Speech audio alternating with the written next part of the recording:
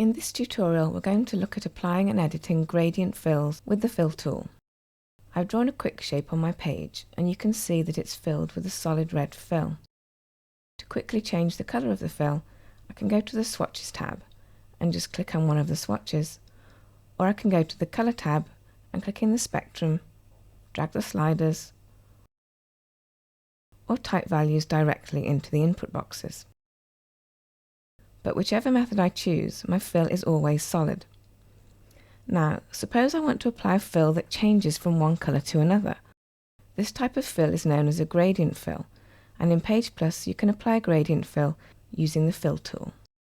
Before you can apply a gradient fill, you need to select the object to which you want to apply the fill. I already have my shape selected, so now over on the left toolbar I select the Fill tool.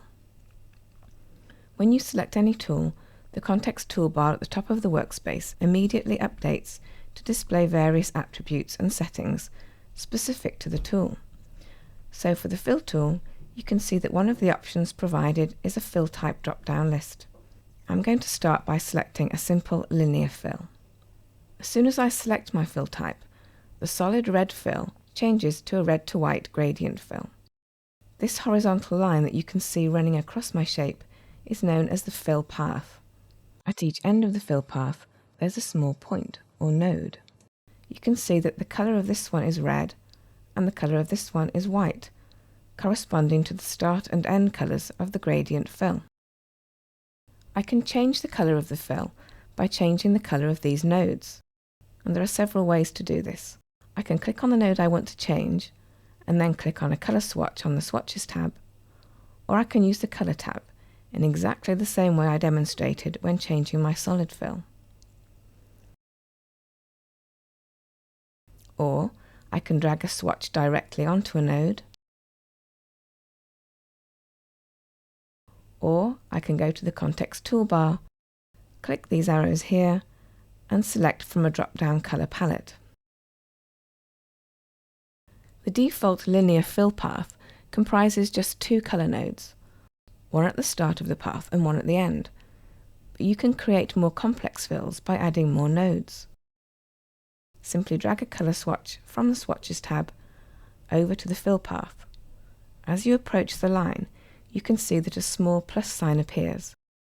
Now just release the mouse button to add the new colour node. Once you've added a node, you can move it to a different position by simply dragging it. You can remove a node by selecting it and pressing the Delete key on your keyboard. You can also adjust the angle of the fill path by dragging the start and end nodes. And if you want to reset the path to the default position, just click Reset Handles on the context toolbar. Once you click away from the shape to deselect it, notice that the fill path disappears. If you want to redisplay it, all you need to do is select the shape and then select the Fill tool again. Let's now take a look at a different type of gradient fill. I'll go back to the context toolbar, and this time I'll choose an ellipse fill.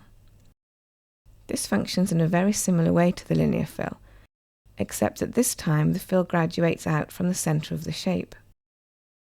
I can change the node colours,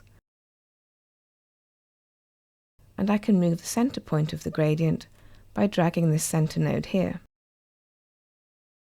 And if I drag on the nodes at the outer edges of the path, I can shrink and expand the spread of the gradient. You can also just click elsewhere on the object to set a new centre point, and then drag outwards to draw the gradient. Okay, we've looked at the basics of working with the Fill tool. I suggest that you now play around with the tool yourself to see what effects you can achieve.